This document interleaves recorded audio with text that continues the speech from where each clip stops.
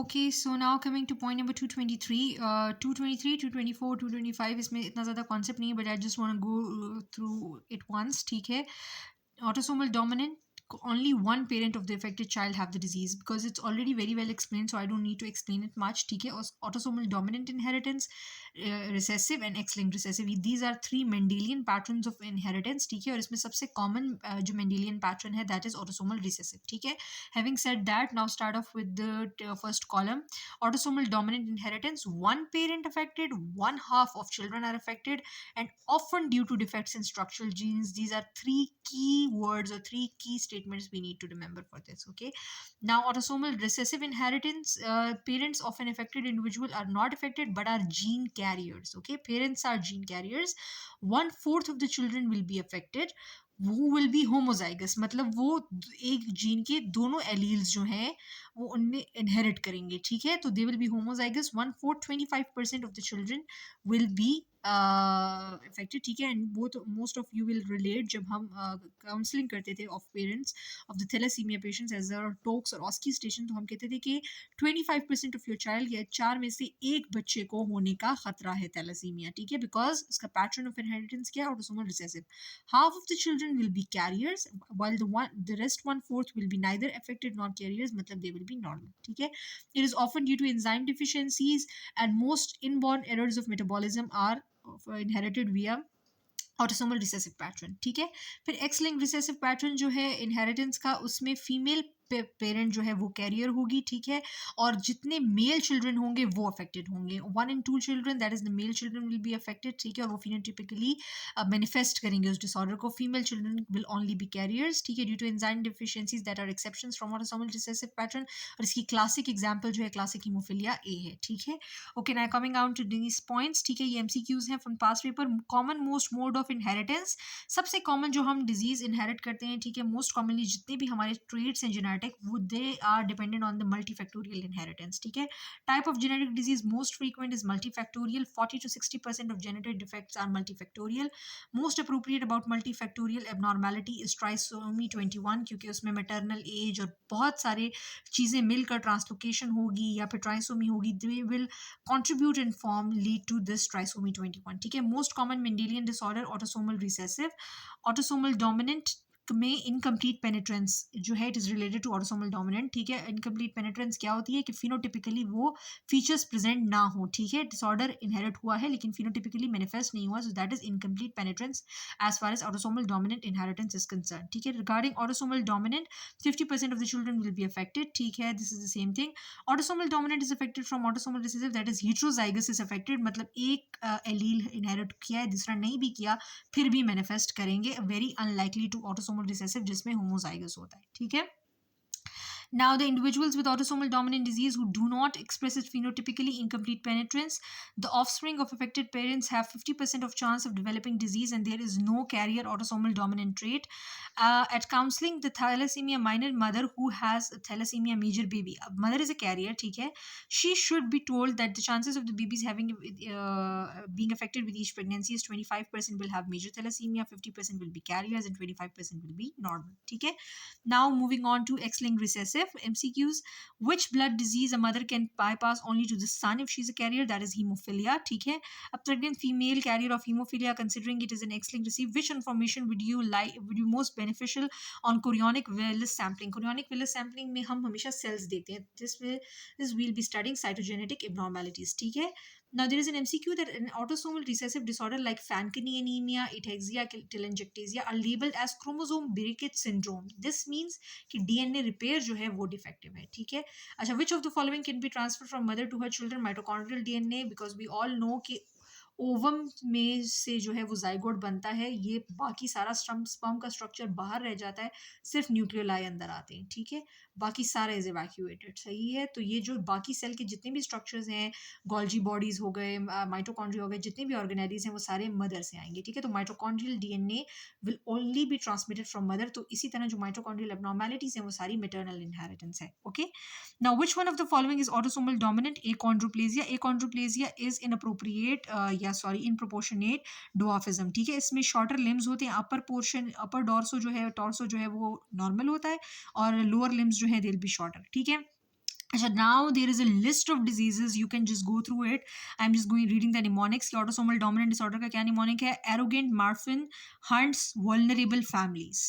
ठीक है, और इसमें फिर there is a list of disorders, और ये रिपीटेडली एमसीक्यूज में आए हैं, ठीक है, कि कौन सा डिसऑर्डर ऑटोसोमल डोमिनेंट है, कौन सा रिसेसिव है. ऑटोसोमल रिसेसिव डिसऑर्डर्स के लिए कोई भी नहीं है निमोनिक, ठीक है. If you can make one yourself, go ahead. Lysosomal and glycogen storage diseases, it includes cystic fibrosis, thalassemia, Wilson disease, alpha-1 antitrypsin deficiency. Remember it just like that. There is no other way around. If it comes in MCQ, you just have to remember it like this by heart. Okay. Now, X-linked recessive disorder का mnemonic है hunter, female, living downtown, got hemophilia. Males will always be cases, never carriers as far as X-linked diseases are concerned, and females will always be carriers, never be cases. Examples इसकी hunter, Fabry disease, ठीक है, hemophilia, Leach-Nyhan syndrome, ठीक है, Duchenne muscular dystrophy वगैरह.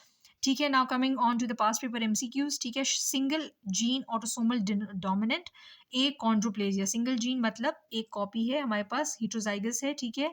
Disproportionate dwarfism, short limbs. A boy has small upper and lower limb, normal trunk pattern. कौन सा है inheritance का? Autosomal dominant. Colon carcinoma, autosomal dominant. Retinoblastoma, autosomal dominant. Adenomatous polyposis, autosomal dominant. Hereditary spherocytosis, autosomal dominant. Adenomatous polyposis again. Huntington disease is also autosomal dominant. इसमें coliform movement, mood disturbances and behavioral changes होते हैं, ठीक है. Which of the following is the autosomal dominant neoplasia? Childhood retinoblastoma. Okay. Now moving on to autosomal recessive disorder की list जो है, इसमें cystic fibrosis आया है और अल्फा-1 एंटीट्रिप्सिन डिफिशिएंसी आया. Both of these are autosomal recessive, ठीक है. फिर एक्स लिंक्ड रिसेसिव में हमारे पास हेमोफिलिया ए जो है वो एक्स लिंक्ड रिसेसिव है. Duchenne muscular dystrophy is also X linked recessive, और it is the most common muscular dystrophy as well, ठीक है. ओके. नाउ पॉइंट नंबर 225, जिसमें पॉलीसिस्टिक किडनी डिजीज है. ओके. इसमें जो है, अ 10 years old child died, autopsy was performed, which was the otherwise normal except numerous cysts in the kidney and the liver. Pattern of inheritance of the disease is autosomal recessive, ठीक है. recessive जो है वो children में होगा, often present in infancy, और autosomal dominant जो है वो adults में आएगा, 15 to 30 years of age में manifest करेगा, ठीक है. renal parenchyma में cysts हैं, dilations हैं. इसके साथ जो dominant adult है, autosomal dominant is with a berry aneurysm, liver cyst associated है, cardiovascular aortic dissection, और इसके साथ congenital hepatic fibrosis है. और पोर्टर सीक्वेंस है जिसमें both of the kidneys fail to make urine और एमनियोटिक फ्लूइड कम होता है, ठीक है, which leads to facial and limb hypoplasia, ठीक है. And the foetus is usually born dead, सही है, बिकॉज उसके लंग्स भी एक्सपेंड नहीं हो सकते, पल्मोनरी हाइपोप्लेजिया होता है, दे कैन नॉट स्ट्रेच, ठीक है. Okay. Now, mode of inheritance of adult polycystic kidney is autosomal dominant. 10 years old child में आएगा तो autosomal recessive है, ठीक है. or adult polycystic kidney will be associated with subarachnoid hemorrhage, that is berry aneurysm of the circle of Willis, ठीक है. और berry aneurysms में tunica media will be lacking, ठीक है, adventitia and intima will be intact. Okay, so we are done here. And अच्छा, now coming two point number 465. ये 465 and 480 are the bus ये second last है, फिर 480 will be the last of the genetics in all this. 12-year-old boy with obesity, hyperphagia, short stature, mental retardation, some other things as well. Prader-Willi syndrome. Prader-Willi syndrome will be characterized by hyperphagia and hypogonadism, or Angelman syndrome will be characterized by inappropriate laughter. Turner, we have already done. Hypogonadotrophic, hypergonadotrophic hypogonadism, ठीक है, because वहाँ पर जो है GnRH will be secreted, सही है, GnRH high होगा, 45x not है. फिर कैलमन syndrome, hypogonadotrophic hypogonadism is recognized cause of delayed puberty secondary to hypogonadotrophic hypogonadism. Kalman syndrome is thought to be the cause of failure of GnRH secreting neurons to migrate to hypothalamus. Okay. Turner syndrome के features हम कर चुके हैं. Okay. Now damage to the arcuate nucleus of hypothalamus will result in Kallmann syndrome, ठीक है, arcuate nucleus, it is important, ठीक है. Prader-Willi syndrome is associated with decreased growth hormone, इसकी वजह से बेबी इज ऑलवेज हंग्री, ठीक है, हाइपरफेजिया होता है, ठीक है. और काल्मन सिंड्रोम के साथ बहुत एसोसिएटेड फीचर एनोस्मिया या हाइपोस्मिया, ठीक है. Okay, I have written down some explanation of these syndromes. Prader-Willi over here, I'm just going to read it out. Prader-Willi syndrome is an autosomal dominant disorder due to deletion or disruption of gene or several genes on the proximal long arm of paternal chromosome 15. ठीक है, ये भी Prader-Willi भी और Angelman दोनों 15 के साथ हैं. और इसमें यूनिपेरेंटल डायसोमी होती है, मतलब मेटर्नल वाला लॉस हो जाता है तो यूनिपेटर्नल ही दोनों disomy, because genes on the maternal chromosome 15 are virtually inactive through imprinting, ठीक है. Uniparental disomy both homologs of the gene, chromosomal region have been originated from only one parent. growth hormone deficiency, symptom onset around the age of 2, constantly hungry, obesity and type 2 diabetes mellitus, mild to moderate intellectual impairment and behavioral problems, small hands and feet, narrow forehead, decreased height, light skin and hair, infertile. ठीक है.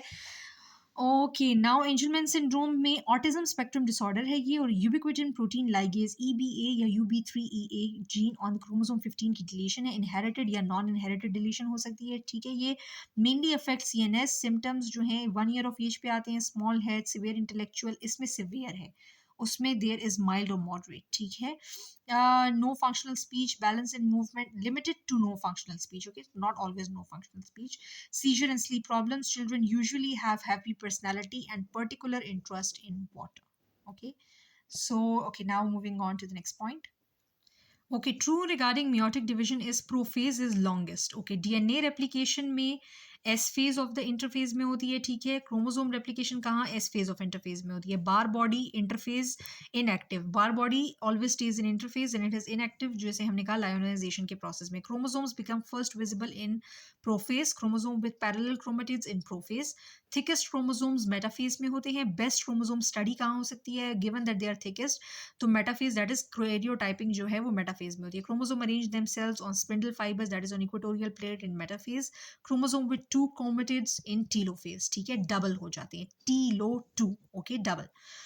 Now karyotyping अगर विच cell metaphase. ठीक है, बाकी सारे इसी ऊपर के पॉइंट्स के डेरिवेटिव्स हैं, but I want to show you cell cycle over here. ठीक है, ये माइटोसिस का फेज है. ठीक है, ये साइटोकाइनेसिस का, जिसमें cytoplasm will split into 2. Shortest phase of the cell cycle. ठीक है, ये एक सेल है, ये यहाँ से आया, 2 में डिवाइड हो गया. दिस माइट और माइट नॉट गो इनटू, लेकिन ये हम एक को कंटिन्यू कर रहे हैं आगे.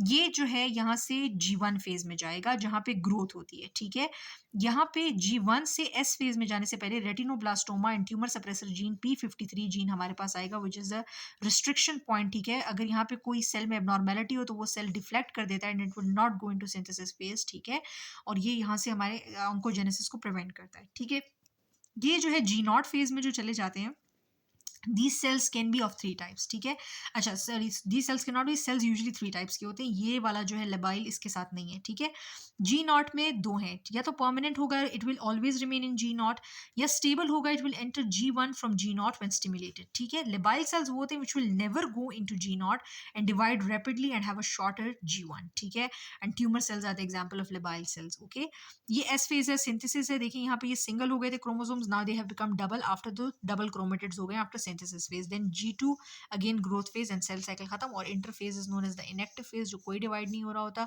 और एक एक्स क्रोमोसोम जो है फीमेल्स में, बार बॉडी जो है वो हमेशा इंटरफेज में रहेगी. That's it, we are done with genetics. Thank you.